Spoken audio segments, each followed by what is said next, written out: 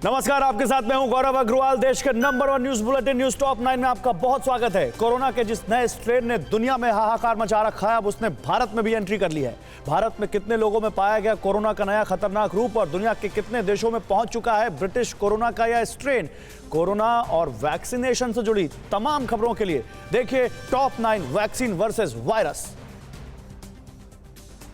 भारत में भी Britain corona के नए स्ट्रेन की एंट्री हो गई है। ब्रिटेन से लौटे 6 लोगों में कोरोना का नया स्ट्रेन मिला है। इस बाबत स्वास्थ्य मंत्रालय ने भी भारत में नए स्ट्रेन की एंट्री की पुष्टि की है। नए स्ट्रेन के 3 सैंपल बेंगलुरु और 2 हैदराबाद और 1 पुणे में मिला है। कोरोना वायरस को लेकर भारत के लिए राहत की खबर है। एक रिपोर्ट के मुताबिक सभी राज्यों में हफ्ते दर हफ्ते कोरोना मामलों में गिरावट दर्ज की जा रही है, जो इस बात की पुष्टि करता है कि कोरोना महामारी पूरे भारत में घट रही है। देश के 4 राज्यों पंजाब, गुजरात, आंध्र प्रदेश और असम में कोरोना वैक्सीन के ड्राई रन का आज दूसरा दिन है। ड्राई रन में वैक्सीन का इस्तेमाल नहीं किया जा रहा है। इसमें सिर्फ काम करने के तरीकों की जांच हो रही है। देश में अगले महीने से कोरोना का टीका लगाया जा सकता है। गृह मंत्रालय ने कोरोना गाइडलाइंस को 31 जनवरी तक बढ़ा दिया है। MHA ने ब्रिटेन में मिले नए स्ट्रेन से लोगों को सावधान रहने के लिए भी कहा है। देश में कोरोना के अब तक 1 करोड़ 2 लाख से ज्यादा मामले और 1,48,000 से ज्यादा लोगों की मौत हो चुकी है। कोरोना का नया स्ट्रेन अब तक दुनिया के 19 देशों को अपनी चपेट में ले चुका है। जिन देशों में कोरोना के नए रूप की पुष्टि हुई है, उनमें ब्रिटेन, ऑस्ट्रेलिया, दक्षिण Africa, France, Italy, Japan, Spain, Canada, Singapore, दक्षिण Korea, Netherlands, Nigeria, Argentina, Jordan, पुर्तगाल, नॉर्वे, स्वीडन, डेनमार्क और लेबनान शामिल हैं। ब्रिटेन में कोरोना का नया स्ट्रेन मिलने के बाद हालात और खराब हो गए हैं। लंदन समेत कई शहरों में वैक्सीनेशन और टियर 4 की पाबंदी के बावजूद रोज 34,000 से ज्यादा मामले सामने आ रहे हैं। ऐसे में ब्रिटेन के वैज्ञानिकों ने सरकार से पूरे देश में लॉकडाउन लगाने की अपील की है। ब्रिटेन में ऑक्सफोर्ड एस्ट्राजेनेका की कोरोना वैक्सीन को किसी भी वक्त इमरजेंसी इस्तेमाल की मंजूरी मिल सकती है, जिसके बाद 4 जनवरी से टीका लगाने की प्रक्रिया शुरू हो सकती है। ब्रिटेन में ऑक्सफोर्ड वैक्सीन को मंजूरी मिलने के बाद भारत में भी इसे ग्रीन सिग्नल मिल सकता है। चीन के लोगों को अपने ही देश में बनी वैक्सीन पर भरोसा नहीं है। एक रिपोर्ट में खुलासा हुआ है कि चीनी सरकार अपने लोगों में वैक्सीन को लेकर भरोसा दिलाने में फेल रही है। वहीं चीनी नागरिकों के मुताबिक चीन की वैक्सीन का ट्रायल विकसित देशों में नहीं किया गया और जो ट्रायल हुए हैं उनका डेटा सार्वजनिक नहीं किया गया। कोरोना टीके पर विश्व स्वास्थ्य संगठन ने दुनिया को सचेत किया है। WHO ने अपनी रिपोर्ट में कहा है कि तय तापमान से बहुत ज्यादा या बहुत कम रखने से टीका बेकार हो जाएगा। WHO ने कहा कि कोरोना टीके को अप्रभावी और असुरक्षित होने से बचाने के लिए इसे सही तापमान में ही रखें। और कृषि कानून पर क्या सरकार और किसानों के बीच कल बन जाएगी बात? और क्या अन्ना हजारे अब किसानों के समर्थन में केंद्र के खिलाफ देने वाले हैं धरना? कृषि कानून पर कांग्रेस के वार पर बीजेपी का क्या है पलटवार? किसान आंदोलन से जुड़ी खबरों के लिए देखते हैं किसान वर्सेस सरकार। सरकार और किसानों के बीच आज होने वाली बातचीत अब कल होगी। कल दोपहर 2 बजे विज्ञान भवन में किसान संगठन और केंद्र सरकार कृषि कानून पर समाधान को लेकर अगले दौर की बात करेंगे। सबकी निगाहें इस बात पर टिकी है कि कानून रद्द करने की मांग पर अड़े किसान क्या सरकार की बात मानेंगे। सामाजिक कार्यकर्ता अन्ना हजारे भी किसान आंदोलन के समर्थन में उतर आए हैं। अन्ना हजारे ने ऐलान किया है कि सरकार किसानों की मांग इस समय पर नहीं मानती तो वो जनवरी में किसानों के समर्थन में दिल्ली में धरना देंगे। किसानों के आंदोलन का आज 34वां दिन है। भारतीय किसान यूनियन के प्रवक्ता राकेश टिकैत ने 35 किसान संगठनों की ओर से चेतावनी दी है कि उनकी 4 सूत्री मांगों पर अगर सहमति नहीं बनी तो आंदोलन और उग्र होगा। बिहार के जन अधिकार पार्टी के नेता पप्पू यादव भी कल किसानों के समर्थन में गाजीपुर बॉर्डर पहुंचे।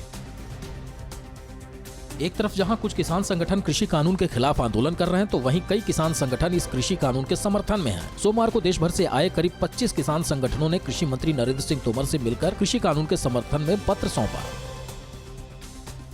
किसान आंदोलन को लेकर सोनिया गांधी ने वीडियो संदेश जारी कर केंद्र सरकार पर हमला बोला है। सोनिया ने कहा है कि हालात आजादी से पहले की तरह के हो गए हैं। चारों तरफ तानाशाही का आलम है। अन्नदाता पर काले कानून थोपे जा रहे हैं। केंद्रीय कृषि मंत्री नरेंद्र सिंह तोमर ने कृषि कानून को लेकर कांग्रेस और यूपीए सरकार को घेरा है। उन्होंने कहा यूपीए सरकार के दौरान मनमोहन सिंह और शरद पवार कृषि कानून लाना चाहते थे, लेकिन राजनीतिक दबाव के चलते उस पर स्टैंड नहीं ले पाए। किसान आंदोलन के 34 दिन हो गए हैं। दिल्ली के गाजीपुर बॉर्डर पर डटे किसानों का हौसला बढ़ाने के लिए प्रभात फेरी निकाली गई। प्रभात फेरी के जरिए किसानों को आंदोलन में डटे रहने के लिए उत्साह और हौसला बढ़ाया गया। किसानों के आंदोलन के बीच पंजाब में निजी कंपनी के मोबाइल टावर को प्रदर्शनकारी नुकसान पहुंचा रहे हैं। पंजाब में मोगा और फिरोजपुर के साथ अलग अलग जिले के 1500 मोबाइल टावर को नुकसान पहुंचाया गया है। पंजाब के सीएम कैप्टन अमरिंदर सिंह ने टावर के साथ तोड़फोड़ करने वालों के खिलाफ सख्त कार्रवाई के निर्देश दिए। किसान आंदोलन की वजह से दिल्ली की करीब करीब सभी मंडियों को 75% तक नुकसान उठाना पड़ रहा है। काफी वक्त बाद प्याज के ट्रकों के मंडी पहुंचने से 40 से 55 रुपए प्रति किलो बिकने वाला प्याज 20 रुपए बिक रहा है। दूसरी सब्जियों के दाम भी इसी तरह गिरे हैं। तो देखिए यहाँ पर लगातार हम आपको बता रहे हैं देश दुनिया में क्या बड़ी खबरें हैं इस वक्त, और न्यूज़ टॉप 9 में आगे हम आपको दिखाते हैं कि कैसे अब बलूचिस्तान में चीन के नागरिक निशाने पर क्यों आ रहे हैं। पाकिस्तान में आईएसआई और सेना का सियासी खेल क्या है, क्या टीवी सेटों के जरिए जासूसी करता है चीन, दुश्मन मुल्कों की साजिशों से जुड़ी बड़ी खबरें आई अब आपको दिखाते हैं टॉप 9 दुश्मन चीन पाक। बलूच विद्रोहियों ने अपने हमले की रणनीति बदलकर इमरान खान के लिए टेंशन पैदा कर दी है। बलूच विद्रोहियों ने अब बलूचिस्तान में चीनी नागरिकों पर हमले तेज कर दिए हैं। सीपैक के विरोध के बाद चीनी नागरिकों पर हमले, बलूच विद्रोहियों के हमले से ईरान सरकार बेहद परेशान है। चीन ने चीन पाकिस्तान इकोनॉमिक कॉरिडोर को लेकर पाकिस्तान से $6 अरब की अतिरिक्त गारंटी मांगने की खबरों को बेबुनियाद बताया। चीन ने कहा कि मंदी के बाद भी वो इस प्रोजेक्ट को लेकर आगे बढ़ रहा है। चीन ने कहा कि BRI से जुड़े देशों में उसका निवेश 30% तक बढ़ा है। मरियम नवाज के लगातार हमले पर इमरान के मंत्री फवाद चौधरी ने उन पर बेतुकी टिप्पणी की है। फवाद ने कहा है कि मरियम ने कभी किचन नहीं संभाला, वो देश क्या चलाएंगी। फवाद ने बिलावल पर भी टिप्पणी करते हुए कहा कि वो प्रधानमंत्री बनने का ख्वाब देख रहे हैं। पाकिस्तान मुस्लिम लीग की उपाध्यक्ष मरियम नवाज ने कश्मीर और सियाचिन में मिली हार के लिए पाकिस्तान की सेना को जिम्मेदार ठहराया। मरियम ने आरोप लगाया कि ISI ने इमरान की पार्टी का इस्तेमाल नवाज शरीफ की सरकार के खिलाफ किया था।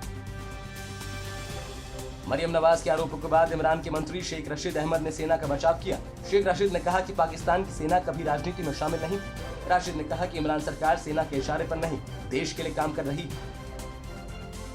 पाकिस्तान रेपिस्टों का गढ़ बनता जा रहा है। पिछले 6 सालों में पाकिस्तान में 22,000 से ज्यादा रेप के केस थाने में दर्ज किए गए, जबकि ऐसे मामलों में सिर्फ 77 आरोपियों को ही सजा मिल पाई। ये आंकड़े पाकिस्तान के पुलिस विभाग, न्याय और मानवाधिकार आयोग एजेंसियों के जरिए सामने आए हैं। चीन की एक और कंपनी पर अमेरिका में जासूसी करने का संगीन आरोप लगा है। अमेरिकी एजेंसियों ने आरोप लगाया कि TCL के टीवी सेट्स के जरिए चीन अमेरिका में जासूसी करा रहा है।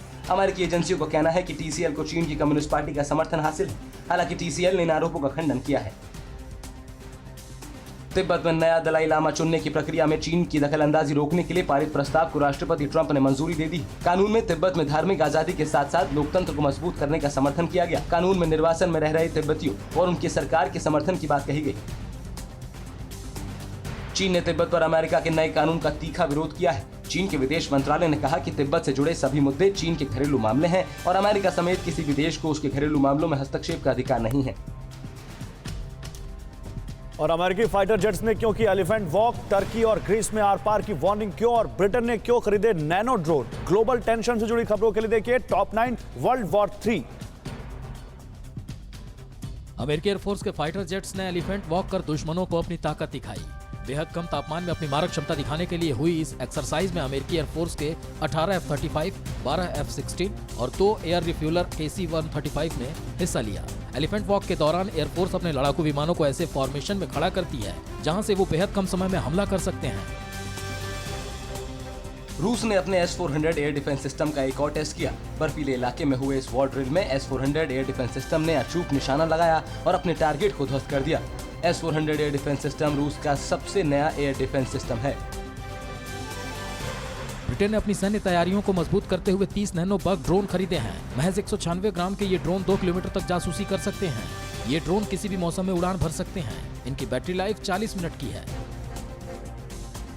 नेशविले में हुए धमाके के बाद अब अमेरिकी एजेंसियों को देश के 5G नेटवर्क पर हमले की आशंका है। अमेरिकी एजेंसियों को आशंका है कि आने वाले दिनों में नेशविले अटैक की तरह ही दूसरे शहरों में भी 5G नेटवर्क को निशाना बनाया जा सकता है। नेशविले में टेलीकॉम कंपनी AT&T के दफ्तर के बाहर ब्लास्ट हुआ था।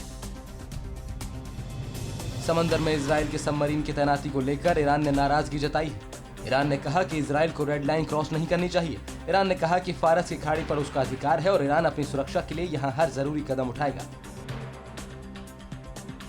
ईरान की कुदस फोर्स की कमांडर कासिम सुलेमानी की हत्या के लिए हिजबुल्लाह ने अमेरिका के साथ इजराइल को भी जिम्मेदार ठहराया। हिजबुल्लाह ने कहा कि इजराइल ने सुलेमानी की हत्या के लिए अमेरिका को भड़काया।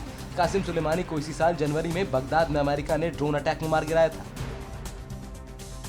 तुर्की ने ग्रीस के फ्रांस के राफेल खरीदने की डील पर तंज कसा है। तुर्की ने कहा कि ग्रीस जितने भी हथियार खरीद रहा है वो उसके लिए काफी नहीं है। तुर्की के रक्षा मंत्री ने कहा कि ग्रीस की इकोनॉमी ठीक नहीं है और अपने नागरिकों का ध्यान रखने की बजाय ग्रीस की सरकार हथियार खरीद रही है। दुनिया के कई शक्तिशाली देश अब स्पेस वॉर की तैयारी कर रहे हैं। International space law and policy के एक्सपर्ट प्रोफेसर राम जाखू के मुताबिक बड़े देशों ने स्पेस में सैन्य ताकत बढ़ाई है और भविष्य में लड़ाई स्पेस में ही लड़ी जाएगी।